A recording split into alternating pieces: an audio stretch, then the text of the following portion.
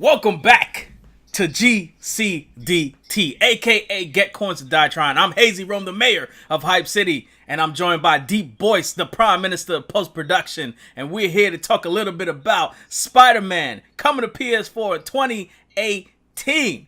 We're doing the top 5 takeaways from the Paris Games Week Spider-Man PS4 trailer. I feel like the game is officially called Marvel's Spider-Man DeepBoyce, but yo, it is looking dope. Insomniac is killing it, and I'm ready to get right into it, boys. Yeah. I mean, listen, that game needs to come out yesterday, and they dropped a dope trailer at Paris Games Week, like you said, and we have a few thoughts, and we should probably just jump right into it. Let's do it, man. So to start things off, man, I feel like this might be a story, number one. I feel like it's a story akin to Spider-Man 2, where Peter is contemplating moving on from being Spider-Man. So we hear him, talking to MJ, Mary Jane, and he's talking about the city being safer, and maybe Peter Parker can have more of a life. I guess he's, talking about him and her, officially focusing on their lives together. Yeah. So I'm wondering if the game's going to have some shades of Spider-Man 2, dude. Yeah, I mean, and not only that, but they introduced, but there's more of Miles Morales in this game, which I guess we'll get into in a second. But definitely, I think this is a positive in the sense that this is not an origin story. They're not starting like early on in the life or in the day of Spider-Man, whether he's in high school or he's in college. There's definitely a lot of history that's already there, and I think that's a huge, huge plus. And him and Mary Jane are already getting it in. You know what I'm saying? Listen, we got to get over that one girl. I forgot her name. Her neck broke or something. Don't do Gwen Stacy like that. Don't you dare do Gwen Stacy like that. We're all in on Mary Jane Watson, the redhead, because he hit the jackpot. You know what I'm saying? But definitely, and it's something that they've explored before with Spider-Man, but typically it's out of disappointment, or maybe he's doubting himself or something's going on. But to have a story where Spider-Man willingly says, you know what, maybe it's time for me to kind of move on or do something a little different, that could be really interesting.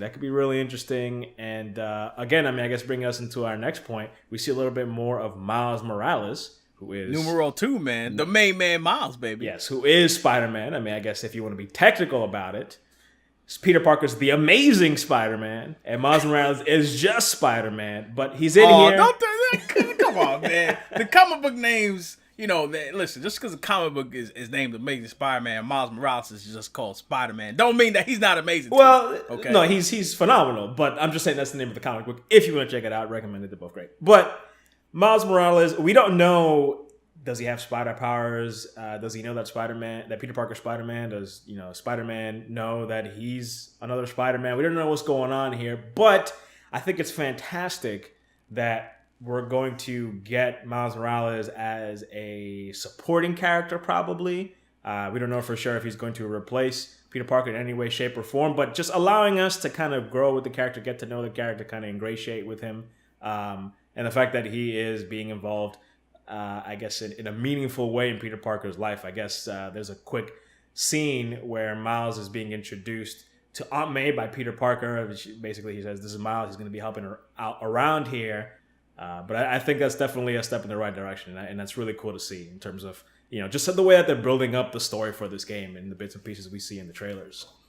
Yeah, that first trailer where we saw Miles, man, I thought it was more of an Easter egg, like people were hyped, like, oh, Miles, that's cool, he's gonna be in the game, and then Insomniac was like, yeah, he's definitely gonna be in the game, but I assumed it was gonna be something where, like, he maybe has his own little storyline and just happens to have a fascination with Peter Parker, and maybe they tease some things here and there, but like, this is the first time it confirmed that, like, Peter actually knows Miles Morales. Yeah, like, he's like, yo, this is Miles. He's going to be helping out around here. And I wonder if that kind of serves as a way for them to not just introduce Miles to Aunt May, but Miles to us. Yeah. The whole notion of, this is Miles. He's going to be helping out, in air quotes around here, as in he's going to be helping us tell the story. Or maybe he's going to be helping us save the city as his own version of Spider-Man. Word. And let's be real here, because I'm sure there might be a little bit of negativity towards this. But during the Arkham games, we always kind of wanted to maybe sub in as some other characters here and there. Some characters from the Bat family, which we got a little taste of it in some of the games.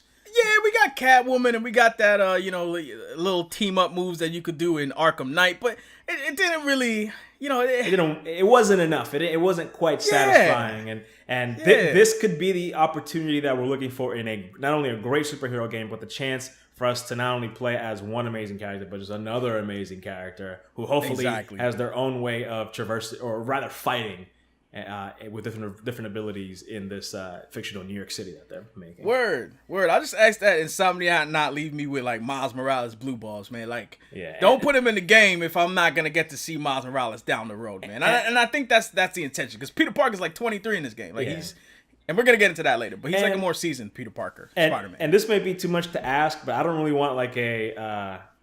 Actually, I'm not even gonna mention what it is, but. I don't want us. Oh no, you can't do that. No. This is spoilers for another game, but I don't want them to throw him out there as like post game. Like all of a sudden we played the game and we beat it as Peter Parker, and it's like, oh hey, you get to play as Miles Morales, and we don't actually get to experience the story as that character, or do anything fun, I guess. Okay. I mean, I'm glad you decided not to spoil games again, because we know how you are with spoilers, bro. You can't. You don't know how to control yourself. You got a damn problem, bro. There are lies and rumors and slanders of me out there, and I don't appreciate it. I spilled nothing. This man will spoil the biggest plot point in Coulter and be like, oh, you all right if I just tell you a little minor thing about the game? Goes ahead and blows the whole story, man. Get out of here, man. I ask. Okay. I'm still trying to purge Darth Revan from my mind, man. Just because of you. Okay. Number 3, everybody. We're going on to number 3. So I'm wondering if we could see like a power vacuum in New York City with Wilson Fisk having been arrested. Because, Wilson Fisk, you hear him in the trailer say, I'm the one who kept order in this city. And you also see like Norman Osborn, running for re-election as mayor, which means that he currently is mayor. And, Norman Osborn's a big player in the city. We saw the Shocker in the trailer as well. We know Mr. Negative's, doing his thing. So I'm wondering if with Fisk, out of the way, are we going to see some sort of like power vacuum where multiple villains are trying to rush in and, essentially the dominoes all start falling for Peter Parker, Spider-Man. Yeah. You know what I mean? I totally agree. I mean, to me, that's probably one of the more exciting aspects of the game. Obviously, this is probably not going to have a nemesis system, but just that idea of, let's say like a game like Mercenaries that had sort of the hierarchy. It's like a deck of cards, and you have to kind of take all of the people out. I mean, bro, you're doing things to my body, bro. I'm just saying, Spider-Man we all know he has a lot of villains, but he also does have like a good number of street level villains. If Wilson Fisk is not there, we could have Felicia Hardy, we could have Hammerhead, we could have even Diamondback. I mean, he's around there. You know what I'm saying? Yeah. And there maybe even a cameo from some of the heroes that have to do with these villains, like Daredevil, Wilson Fisk. I mean, come on. Yeah. It's pretty easy. It's right there. Come on, Insomniac. I want to see some Daredevil. Absolutely. And again, there's a number of other like just mafioso type characters that you can kind of throw in there, and they have big purses, and they could hire the services of other low level villains here and there. Because I mean, hey, why not? Damn, when you said big purses, the first thing I thought of was Tinky Winky fighting Spider-Man. And I was like, damn, like that's crazy, like that's stupid, but that's also like kind of hot. Like I kind of want to see that. I think so. I mean, I would only want to see that if I can launch Tinky Winky into the East River. Oh, come on, man. I mean, can't you imagine Spider-Man just swinging through the city and Tinky Winky just hits him with a nice big bowl of Tubby custard and just blinds him, man? Don't hate on the Teletubbies, man. Yeah. I mean, listen. As long as if you're gonna have Tinky Winky in there, have the rest of the Teletubbies in there so I can give them an ass whooping too. I mean, speaking of ass whooping, man, let's move on to number 4. We got a little minor theory for number 4. So this kind of has we're positing that maybe Silver Sable or Doctor Doom could possibly be involved in the story in some way. So in the trailer, we see, MJ, she's got this folder. It's got a map, some satellite imagery, and like something that looks like a shipment requisition. And on that shipment requisition, it says that the place of origin for said shipment, which we find out is the Devil's Breath. And I'll talk about that in a second. But the location of the origin of said shipment is Simcaria. So in the comics, Simcaria is like a fictional country in the Balkans in Eastern Europe. And they basically have close diplomatic ties to Latveria.